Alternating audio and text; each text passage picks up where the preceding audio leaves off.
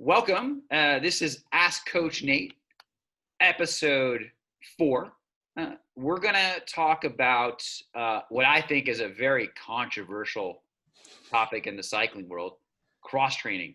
It's the winter season, and that's when, for the people who do embrace cross-training, that they do some of it or a lot of it in the winter season. But, if you do any research on this topic, you'll see a really mixed bag in terms of perspectives on it. And if you talk to people who you ride with, there's this really old school mentality that cross training is something that you shouldn't do at all. There's some people that we ride with who once told me, he goes, anything that you do other than riding a bike is just complete waste of time. If you want to be really fast, riding a bike, they literally told me that, riding a bicycle. And I don't think me and Coach Nate ultimately, prescribe to that philosophy. So why don't we start with the really old school, European mentality of just like riding base miles, riding hundreds of miles, like don't cross train, don't lift weights, don't do any of that stuff. Like I think the science and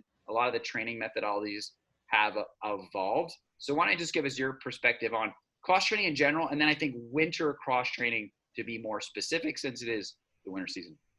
Yeah, I mean, I think that it's pretty clear from, scientific studies that you look at with strength training or cross training generally, that it's performance enhancing and injury preventative in general.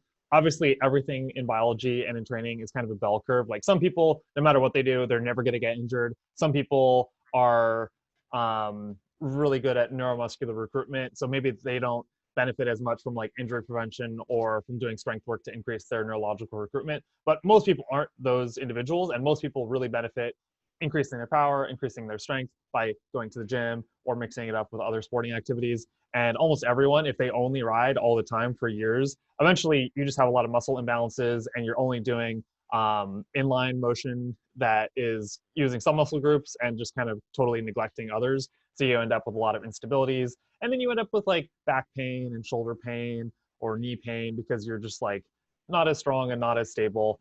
And in the vast majority of cases, if you do some amount of strength training or other cross training in your overall program, maybe not in like the peak of your season, but during the off season, during the lower intensity portions of your season, you're going to perform better and you're probably going to last longer as an athlete.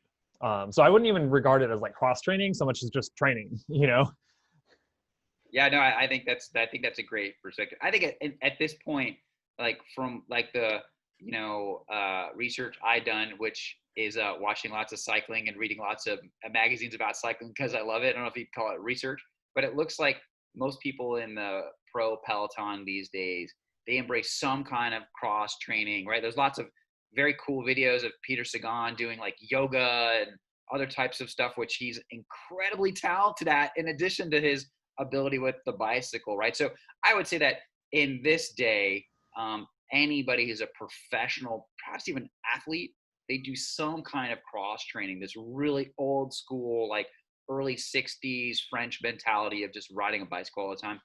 It's hard to find anybody other than old timers that I ride with who think that that's a good idea. What do you think people should focus on in winter when it comes to cross training, right? Like you're maybe not going to spend as much time outside unless you've got the snorkeling gear to keep you warm like you are using. Yeah. I mean, I think it, just like with everything, it depends on the individual and what's going to be useful for them. I feel like there's a psychological component of like doing what's going to be enjoyable for you. So like if you really enjoy running and you don't do that in the middle of July because you're focused on racing, but you want to like add that into your winter routine, or you really enjoy going to the gym or rowing or kayaking, like doing those things because it's fun and because it keeps you active can be very worthwhile. And any of those things would use your muscles in a slightly different way than you would be when you're cycling. So it's going to help with injury prevention and just like your longevity as an athlete.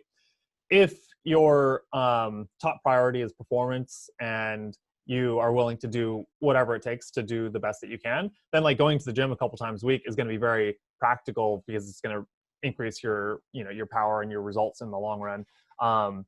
So in general, I would say that most people are going to benefit from at least like 4 to 6 months of cross training during the off season, starting off easy and ramping up and doing 2 or 3 sessions a week if they're serious and they're training like 5 or 6 days a week, let's say, in some form or another.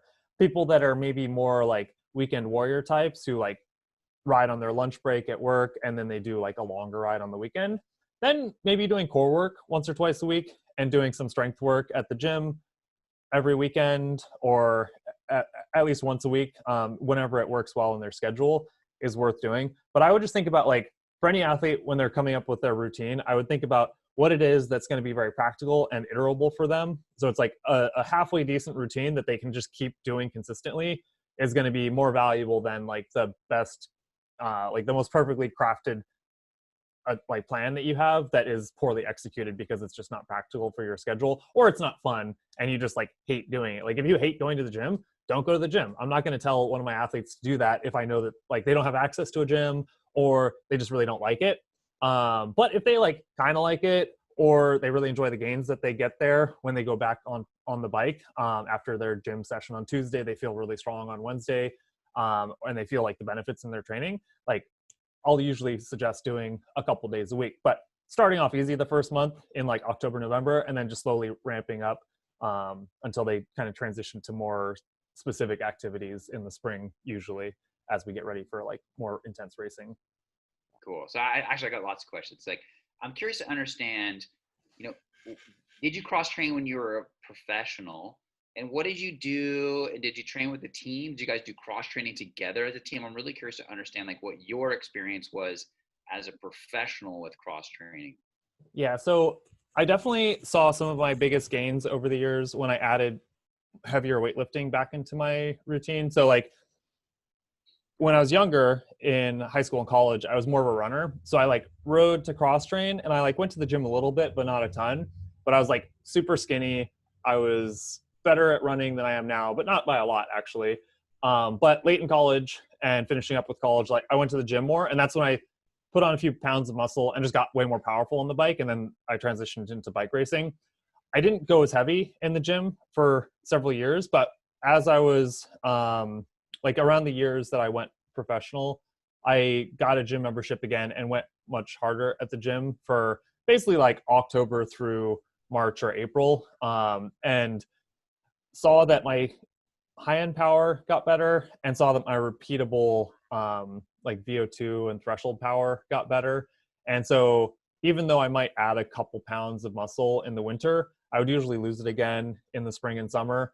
But I would definitely see better muscular endurance and better high end power. And especially transitioning from being a decent climber and not having quite as much power on the TT bike, I found that I really had much better power seated in general and seated on the TT bike when I did more strength training.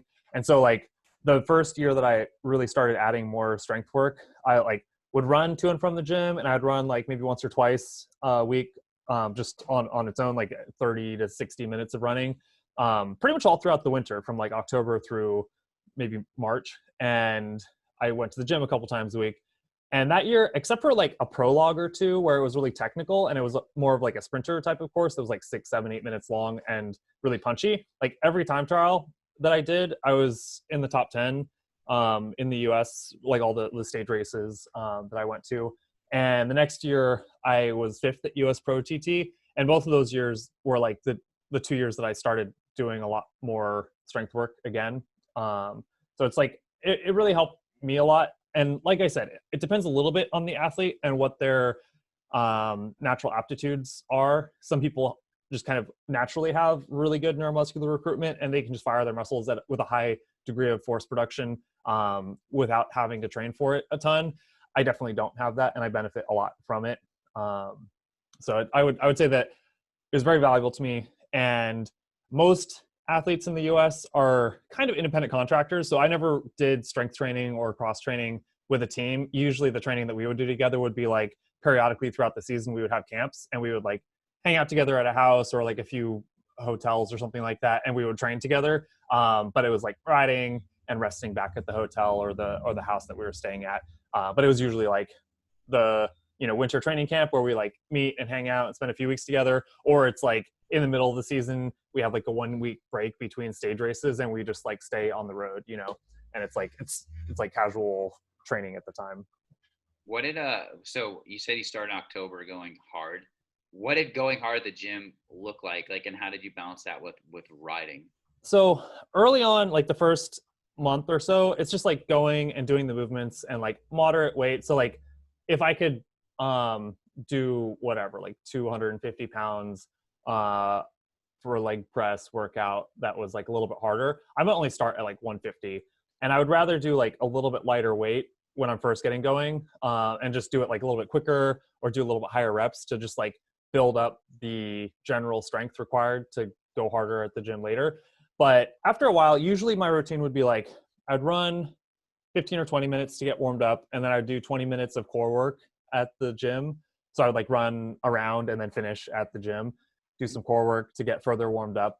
And then I would never really do arm work. I would do stuff that would focus my trunk and my shoulders, because that's important for like out of the saddle stability and power if you're sprinting. But it's not like you need a lot of arm strength as a cyclist, and adding muscle there is just going to slow you down going uphill.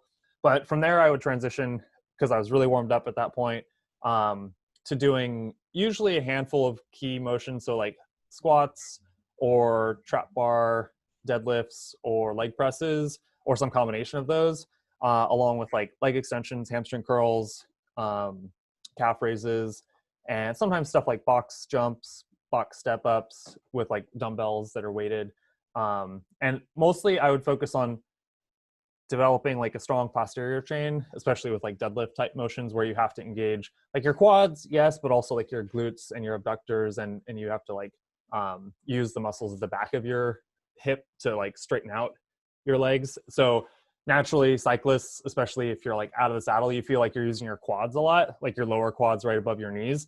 And those feel like they get worked a lot, and they're very important for cycling, but they're not the huge drivers of your power. Like if you have powerful hips, it really translates to like high end power and power endurance. Like you can just maintain power for longer because there's just so much muscle mass back there.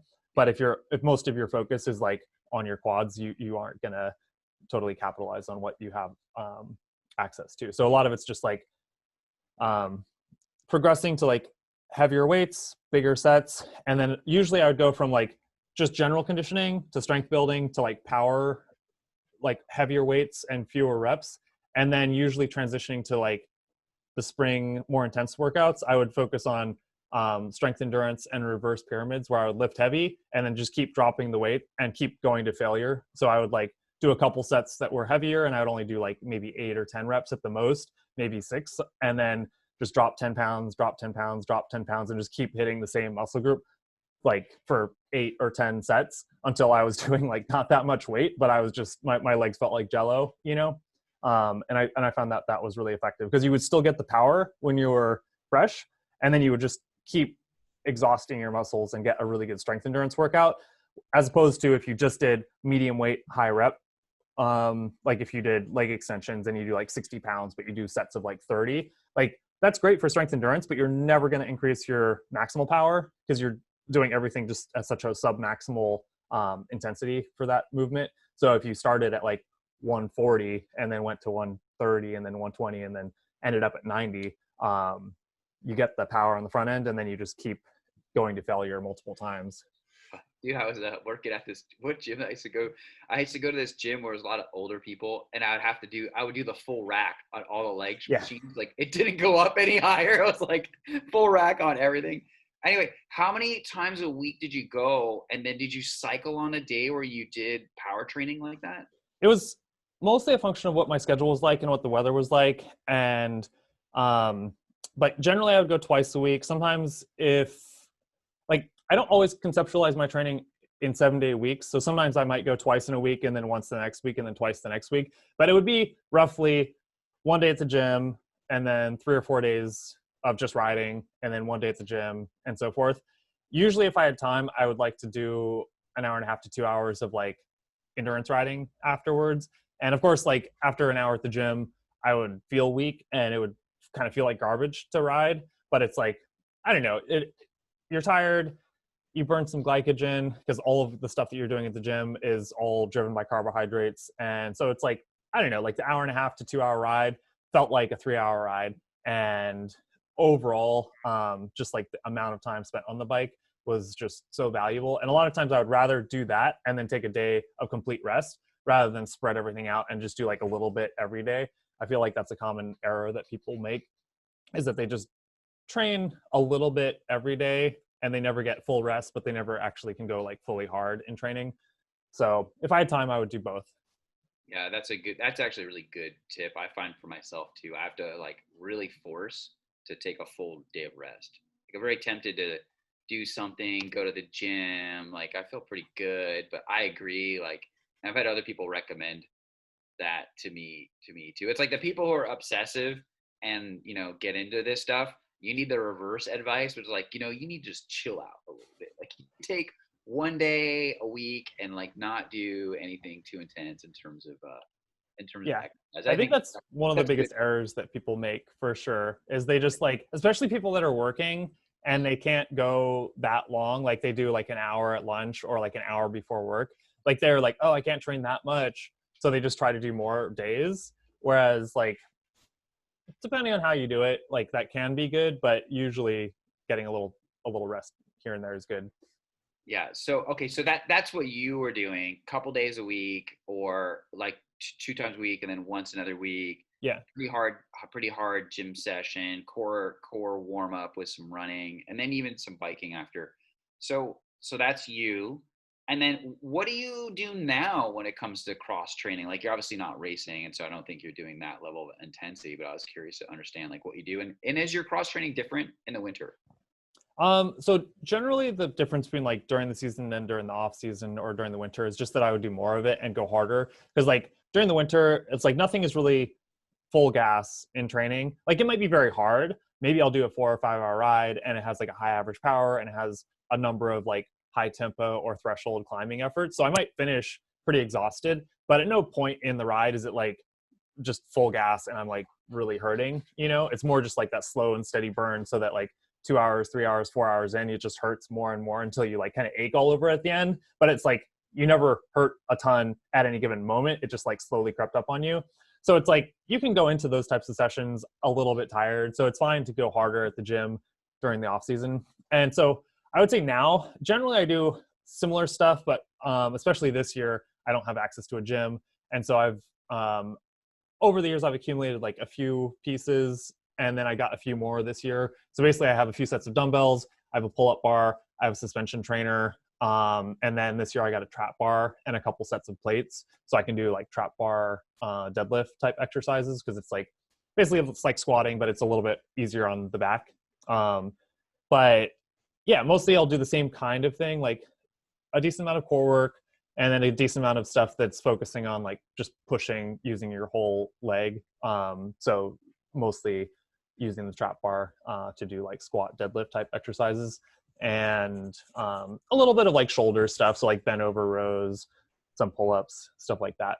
But I would say that now it's mostly just a function of what my schedule is like and how much work I have. And I'll try to do stuff at least every couple of weeks, but like more, it's usually more like I'll do it every every week, a couple times a week for like a month or two, and then I'm just riding more. The weather's nice, it's not smoky out, and so I'm enjoying that. And it's like I just know I don't want to go months without cross training at all, because I know it'll creep up and give me problems later. But as long as I'm doing it like half the time throughout the year, it's good.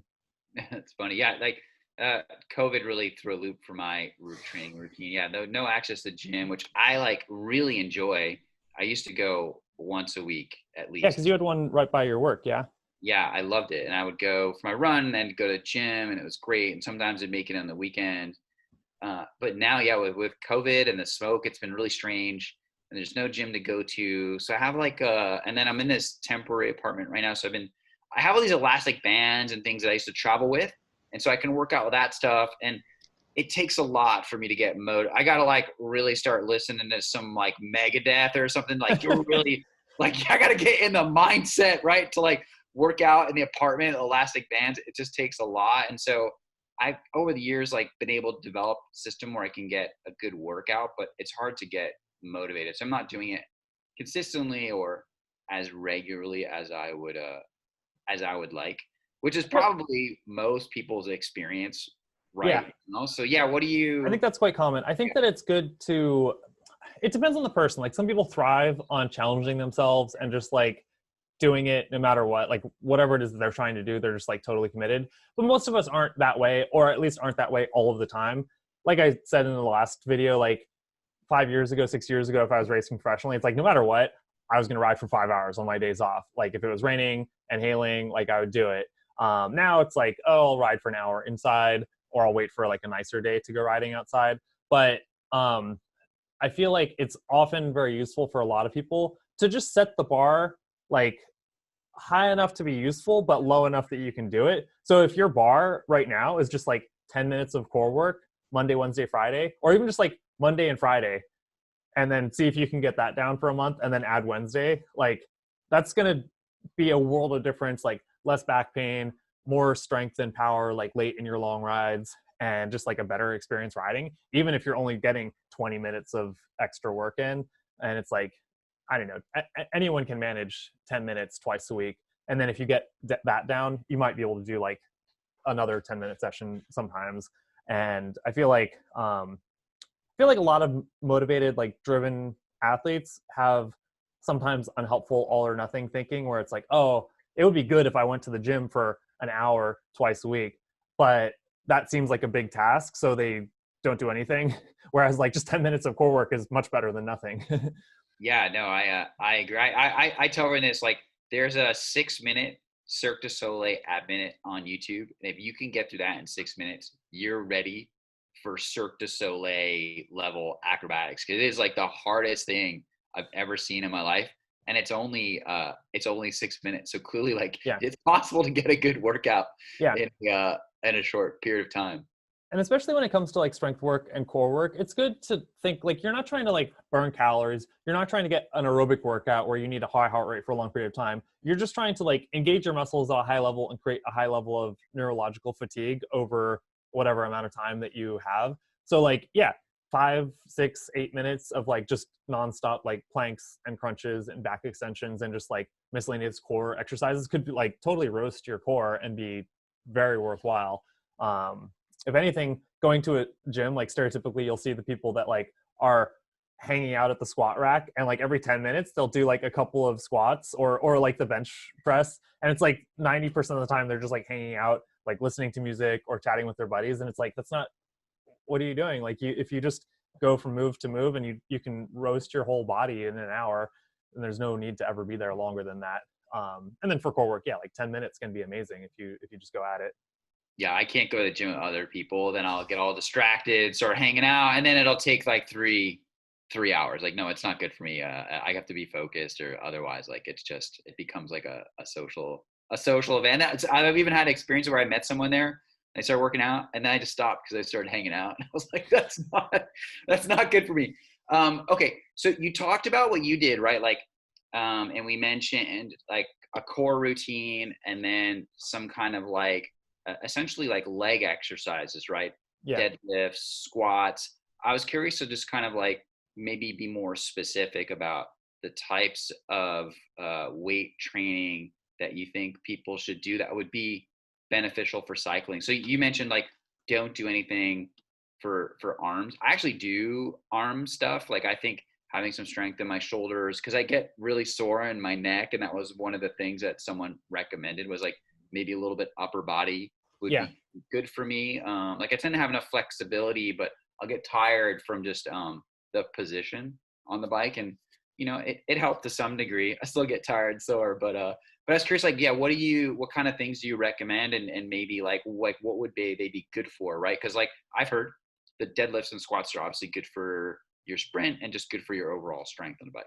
Yeah, I mean, I would say that for cycling, those would be the two most important movements to do, and everything else is maybe like an additional like bonus to those movements. Like if all you did was like go to the gym, do some core work, and then do a bunch of squats, like that's going to help your cycling. Um, if that's all that you ever did, then you're probably not working other muscles that could get worked sometimes. And usually, if you're going to go through the trouble of going to the gym, like you could throw in at least a few other exercises. But generally, from the standpoint of like stability on the bike, strength when you're sprinting. Core work is really key, and shoulder strength, which necessarily will use your arms. So usually I would include some sort of like shrugging and rowing and like lateral pull down type motions, but like those will use your arms, but it's not like really focused on your arms. It's more focusing on your back and your shoulder area so that you're just really strong and stable there. But for people that want to just feel fit and strong overall, like doing arm work, doing a full body strength workout is not a bad thing. But usually that's like all I would do up top, because especially if you're trying to race professionally, like you don't want extra muscle up top. You just want to be like as strong as you need to be, but not more than that. Core work, yeah, like a bunch of like crunches, planks, especially like suspended variations of planks or mountain climbers and things that would add a little bit of instability so that my trunk would be really solid.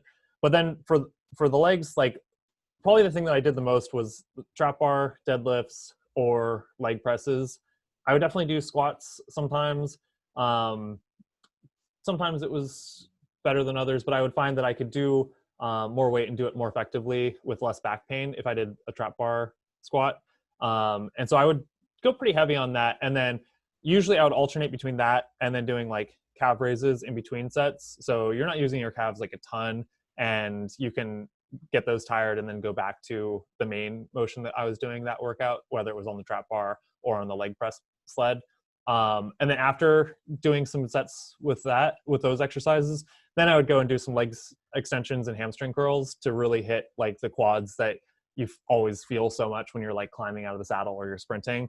And at least some people find that can create knee discomfort. So no matter what exercise somebody's doing, no matter what type of training somebody's doing, like injury prevention and avoiding things that cause pain is the top priority. But I've never had issues with that when I was doing leg extensions, and I found that it was really good at hitting those muscles and also helping my knees to track really straight and strong. So I found that was really helpful to throw those in there. Oh yeah, I'm glad you brought that up. So when I started doing heavier weights with you, I started to experience a bit of knee pain on the bike, and that was why I came to you for a bike fit. So the weight training and just the like added stress on the bike, I remember was causing some issues. And yeah, just like kind of moving my cleats around, like it helped a lot. So thank you. And then yeah, I did experience some issues, and like yeah, bike fit for me was the right solution in that situation. I have another. This is a more advanced question, and I don't know your perspective is this like how you do the weight training. So obviously, I guess I've spent way too much time watching YouTube videos about professional cyclists. So I've seen training camps and pros who recommend like doing them at high speed, or they have very specific. Like I was surprised, like they have precision methodologies around doing it. I've actually never seen this, but I've heard that in professional athletics in the United States, there are teams that have power meters built into all of the weight training equipment, and they actually weight train to power for every move, squat, deadlift, whatever. I've never even seen this equipment personally, which makes it only sound more interesting, and I'd love to give it a shot. So yeah, what is your perspective on technique? And if you don't have access to the most advanced medical training facility in Monaco or something like Chris Froome is using. Yeah, I mean, I think for most endurance athletes, whether they're cyclists or runners or triathletes, like the biggest determinant of success and like reaching whatever your potential is, given your constraints, like your schedule, is just like consistent training and challenging yourself in training. And like, it's great if you have a power meter. It's great if you have a heart rate monitor. It's great if you have like an advanced gym with like maybe like I know there's some newer tech where it's like electromagnetic resistance. So it's like a smart trainer, but for weight training. And it's like, that's great, but it's not necessarily going to get better results for like 99% of people.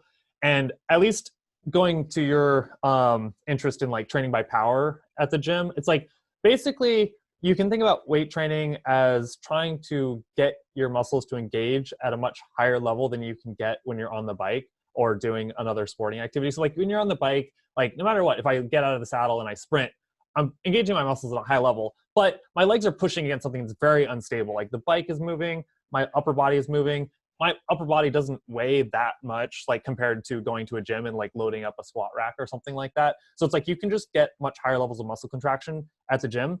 And that's the primary goal, is to like fatigue your neuromuscular system so that your neuromuscular system can engage muscles at higher levels, and that you lay down more like actin and myosin fibers so that they can actually like do the mechanical work at the site that you're engaging.